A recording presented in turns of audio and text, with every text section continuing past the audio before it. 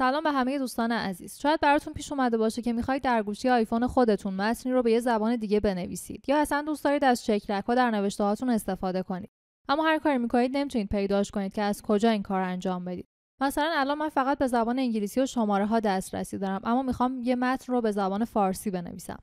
خب باید زبان‌هایی رو که میخوام داشته باشم و به این روش به صفحه کلیدم اضافه کنم. به تنظیمات میرم و بخش جنرال رو انتخاب میکنم. از اینجا کیبورد رو میزنم.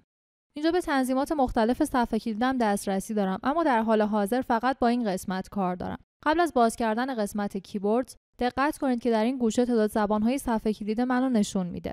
شما کافیه اد نیو کیبورد رو بزنید تا به لیستی از زبان‌های مختلف دسترسی داشته باشید. من زبان فارسی رو انتخاب میکنم. حالا میخوام ببینم چه اتفاقی میفته. دقت کنید در اینجا یک کلید به صفحه کلیدم اضافه شده که با نگه داشتنش لیست زبان‌هایی که در تنظیمات اضافهشون کردم به نمایش در میاد و میتونم زبان مورد نظرم رو انتخاب کنم و باهاش تایپ کنم. به قسمت تنظیمات برمیگردم و دوباره اد نیو کیبورد رو انتخاب میکنم. این دفعه از توی لیست ایموجی رو انتخاب میکنم.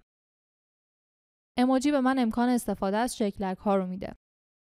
به این ترتیب میتونید هر زبانی رو که دوست دارید به صفحه کلیدتون اضافه کنید.